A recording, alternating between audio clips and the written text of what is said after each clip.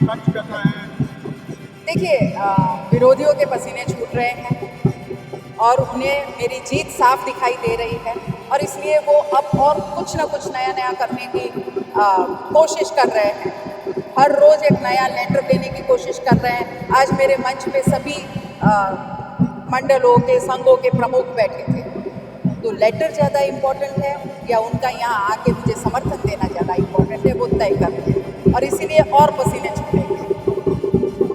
दूसरा, बार बार ये लोगों को भरमाने की कोशिश कर रहे हैं, कटोगे बटोगे लुटोगे। अरे बाबा, आप अगर कट गए बट गए, मैं तो हमेशा से आह्वान करती हूँ कि 2019 में जितने भी लोगों ने ये गलती की थी, 65,000 लोगों ने अपनी छोटी सी एक मिसअंडरस्टैंडिंग उनको हो गई थी, भ्रम हो गया था और उन्होंने पार्टी के प्रेम में, उनको नहीं मिला था, वो पार्टी के प्रेम में दिए गए वोट जो उनको मिले थे, मैंने उनसे अपील की कि अब की बार वो गलती ना करें। श्यामा प्रसाद मुखर्जी ने कहा है कि जब जब कोई मजबूरी में पार्टी गलत कैंडिडेट को चुनती है तो जनता का फर्ज ये होता है कि पार्टी की गलती को सुधारे। और वही अपील मैं आज आप सबसे करना चाहती हूँ कि भले ही पार्टी ने गलत कैंडिडेट को चुन लिया हो, आप असली भाजपाई को जरूर चुनें। मैडम, उनका कहना है कि गीता बलत जैन को वोट देती तो वोट मुजफ्फरपुर जाता, क्या करें इसका? 2019 में तो नहीं गए, ये भ्रम है। मैंने कहा ना, वो डर गए हैं। तो किसी न किसी तरह वो चाहते हैं कि लोगों को भ्रमित करें और हमारी भोली जनता भ्रमित हो जाती है कभी कभी। लेकिन आज मैंने उनको समझा दिया है कि ऐसा कुछ नहीं होने वाला। 2019 में भी यही स्थिति थी, तो 2019 में गीता जैन को चुन के आपने भेजा था। 2024 में कुछ और नहीं होने वाला।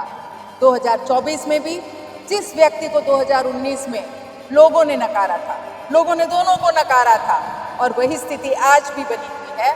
लोगों ने दोनों को नकारा है और मैं बहुत बड़े उन्होंने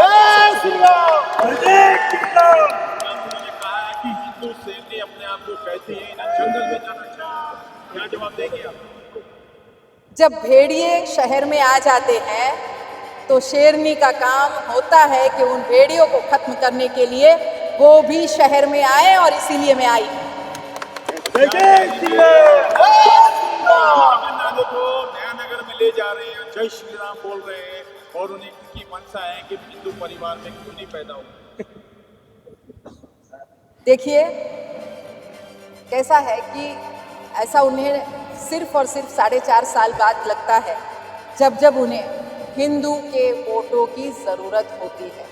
वो भ्रमित करते हैं लोगों को कि आइए, मैं भी तो हिंदू ही हूँ, मैं भी हिंदुत्व को मानता हूँ। तो मानता हूँ तो मैं पूछना चाहती हूँ कि क्यों नहीं उस समय उतरे हमारे ध्वज की रक्षा करने के लिए। आज जिस ध्वज को वो फहरा रहे हैं गर्व के साथ, 22 तारीख को उसका अपमान किया जा रहा था, हमारे बहनों का अपमान किया जा रहा था, हमारे धर्म का अपमान किया जा रहा था, तब वो कहाँ छुपे हुए थे? मैं दोनों को पूछती हूँ। दूसरे भी थोड़े दिन बाद बाहर आए, बिल से बाहर आए, थोड़ा सा डर कम हुआ कि शेरनी ने काफ़ी कुछ कंट्रोल में कर लिया है, तब ये गीदड़ वापस बाहर आके कहते हैं कि हम अमन शांति यात्रा करेंगे।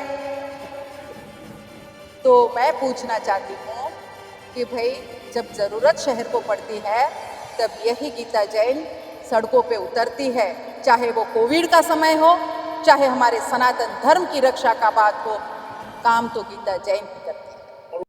और उत्तन के दरगाह के बारे में क्या प्रकाश डालें? देखिए, उत्तन के दरगाह में आपको पता है कि वहाँ बार बार पकड़ा गया है, वहाँ सुरक्षा के लिए हमारे खतरा है।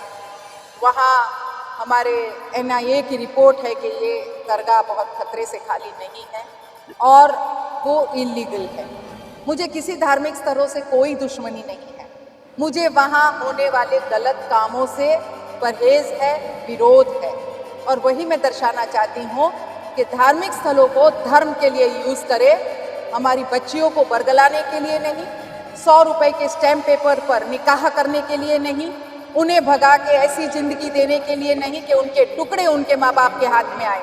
और इसीलिए उनकी रक्षा करने के लिए आज मैंने 500 रुपए के स्टैम्प पेपर पर ये वचन दिया है सकल हिंदू समाज को कि मैं ये कायदा महाराष्ट्र में भी ज़रूर लाऊंगी, ज़रूर बड़ी मैं योगी जी के पास बार बार जाऊंगी कि हमें प्रेरणा करे कि आपने जो ये कायदा लव जिहाद का कायदा वहाँ यूपी में लाया है, हमारे महाराष्ट्र में इसकी बहुत ज़रूरत है। हमारी सिर्फ मीरा रोड से 36 बेटियों पे ये अत्याचार हो गया है और एक ही साल में, अभी इतने सालों का रिकॉर्ड मैंने नहीं देखा, ये 1 साल का रिकॉर्ड मैं आपको बता रही हूँ।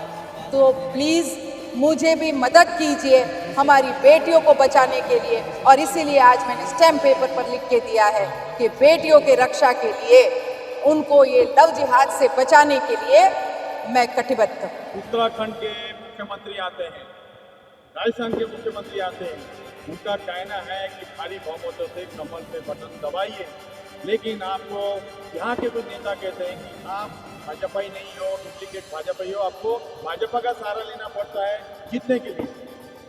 देखिए, भाजपा ने मेरा सहारा 5 साल लिया है, समर्थन 24 घंटों में, वापस सरकार बनाने के लिए गुवाहाटी भेज के, जब जब जरूरत पड़ी परिषद राज्यसभा तब तब उन्होंने मेरी मदद ली है। तो असली भाजपाई जो बिना शर्त हर बार अपनी पार्टी के पास खड़ी है, कंधे से कंधा मिला के हर जरूरत पर मैं अवेलेबल रही हूँ, तो असली भाजपाई मैं हूँ। या लोकसभा में जो इस्तीफे का नाटक देके पार्टी पे दबाव ला रहे थे, मोदी जी के दिए हुए कैंडिडेट को अस्वीकार कर रहे थे, वो असली भाजपाई है या हर हमेशा पार्टी के लिए खड़ी रहने वाली ये गीताजैन असली भाजपाई है? ये मैं पूछना चाहती हूँ लोगों से। कितने मंत्री आ रहे हैं यहाँ पर, बड़े बड़े मंत्री आ रहे हैं, उनको क्या संदेश देंगे? एक व्यक्ति जिताने आ रहे हैं और आप अकेले यहाँ पे मैदान में डटी हुई। देखिए, उन सभी का आदर है, इस शहर में मैं सभी का आदर करती हूँ, उनका वेलकम करती हूँ, आए बिल्कुल खुशी खुशी आए। पर एक बात ज़रूर वो भी ध्यान में रखें कि जिस कैंडिडेट के लिए आए हैं, क्या वो भाजपा का कैंडिडेट कहलाने के लायक है? क्या उनका इतिहास देख के, उनका गुनाहित इतिहास देख के, उन पे लगे गुनाहों को देख के आपको हिचक नहीं होगी कि हम किसके लिए बोल रहे हैं? और इसीलिए शायद वो नाम लिए बिना सिर्फ पार्टी का नाम लेते हैं, ताकि स्मृति जी ने तो डायरेक्टली कह दिया कि व्यभिचारी भ्रष्टाचारी को वोट नहीं देना है। तो फिर इनका इशारा क्या था कि ये जो सच्चा भाजपा यहाँ खड़ा है, गीता जैन, उन्हीं को वोट दिया।